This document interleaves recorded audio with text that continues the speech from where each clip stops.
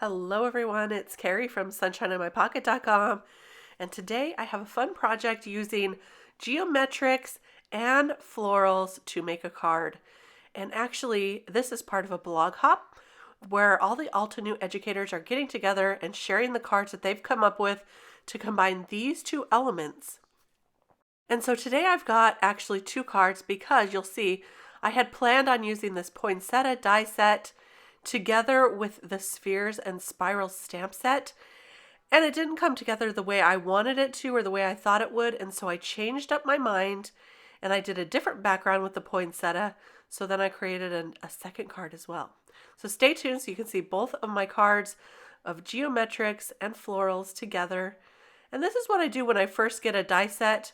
I take this thick magnet backer board and I put the dies on them so that I can keep them all together, and then I stick them in a pocket and label them. What I'm doing here is I am taking a little bit of VersaFine sticky ink and just swiping it across the top of this first set of petals, and I'm swiping it very, very lightly because I don't want it to go into all the crevices. The reason I'm doing this is because I want my poinsettia to have a little bit of sparkle to it. So I'm using some silver embossing powder to add over the top, and it will stick in those crevices in these veins of the poinsettia leaves here. And it turns out so pretty. Now I did get a little stray embossing powder, so I took a small paintbrush, wiped that away. And let me just tell you, on my first one that I did, I got a lot of extra embossing powder, and that's because I pressed so hard with the VersaFine ink, and so it got all over. Here, take a look at the beautiful results we get. I'll try to put that in the light so you can see it better. Then I decided to ink up those leaves with some picked raspberry distress ink, and I'm just inking up the centers. I started with some cream paper so that I'd have a pink and cream poinsettia, and I realized as I was inking that on that it created a beautiful design, and so I'm actually using a card panel here to ink that on so I can use that for a background later. So I'm just going to do that to all of the leaves now, and here is the last one, and you can see that pretty background. I'll just ink around the edges as well, and I'm going to use that a little bit later. So here's where I started stamping on the spheres and spirals stamp set. And now I'm taking some glitter embossing powder. This is one of my favorites, especially for adding a little bit of shimmer. And I'm pouring that over the top so we have a black stamped image with a little bit of sparkly glitter over the top. So this is a fun way to do this. And that's when I realized I don't love the boldness of that spiral with this sparkly poinsettia. I think they're fighting each other.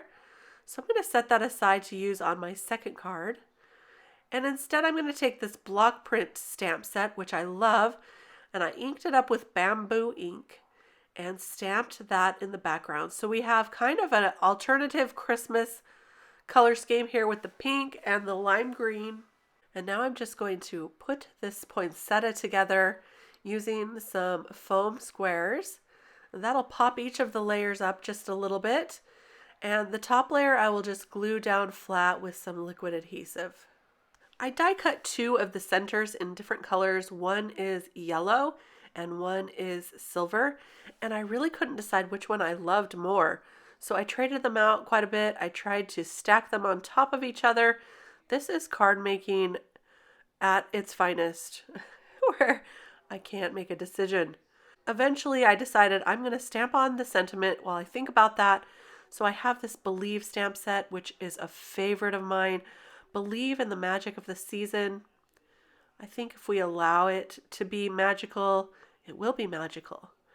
So then I decided if I inked up that yellow one just a little more with the bamboo ink, I think it'll tie everything all together. So here I am just inking up the edges. It's a small piece. It's very quick to do. And then I attach that with some liquid adhesive, and I'll attach that to the card base. So that's the first card for today. And I just love how the silver sparkles on that poinsettia on each of those layers. It's so super fun. I think this would be beautiful die cut with some red papers and using some gold embossing powder. I think it'd be so pretty. I'm going to try that next. So here I am just fluffing up those leaves, kind of curling them upwards to give it some more 3D dimension. And then we'll add it to the top folding card base. That's 110-pound paper. And there we go. Isn't that poinsettia just beautiful? It's actually one of my favorites for poinsettias of all times. And I love that you can just step it up a little by adding some embossing powder in the center. Really, really nice. So now on to our second card. For this one, I used the geometric spheres and spirals that I stamped earlier. I stamped it 3 times on the background and then inked it up with some Evergreen Bow Distress ink. And then I die cut out these beautiful tulips. This is from the Craft a Flower tulip set. And I die cut them out using a dark red, a medium red, and a light peach, and layered those up with the leaves in some greens. And I attached those to the card. This was a simple card to make, but I really love the pop of red on the green. We're doing some traditional Christmas colors this time. I stamped out the sentiment already. It says Happy Holidays, and I took that from a previous set I'll have listed and linked below, and that's from another poinsettia stamp set from Altenew. And I backed the sentiment with some green glitter paper to add even more glitter. You can't have too much glitter at Christmas time, can you? I didn't think so. I popped up the tulips with some 3M foam tape, and I also popped up that sentiment. And now I'll just cut off the excess leaves that were sticking off the edge. I wanted to note that I took 3 distress markers, Lucky Clover, Twisted Citron, and I believe this last one is Bundled Sage. I'll look that up and link that. But I colored in portions of the spheres or of the spiral with each of those colors so that we have some colors that are popping out. I don't know if you can see that here. To finish off this card, I'm using some dots of glossy accents on the spheres and spirals, adding a few dots here and there on the background. I will add one to the tulip here as well.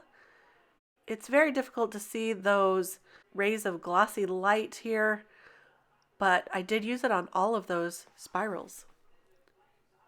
So here is our second card, Happy Holidays, and that glossy accents will dry clear, so it won't look as cloudy as it does now. So there's a look at 2 of our cards using florals with geometrics. I really do love this look. I love combining them together, and it's always kind of a fun surprise, and it makes for a neat background. So here's a look at the cards close up, the embossing powder that we added to the poinsettia. I love how this turned out, and I'm so glad that you joined us today in this hop celebrating the Altenew educators' takes on geometric and floral cards. It's a really fun hop to see what everybody came up with. I hope you'll join us along the way. There are prizes, multiple prizes actually, some for commenting, some for joining in the challenge to combine geometric with florals. So I hope you'll join us. Thanks so much for stopping by. If you enjoyed this video, give me a thumbs up.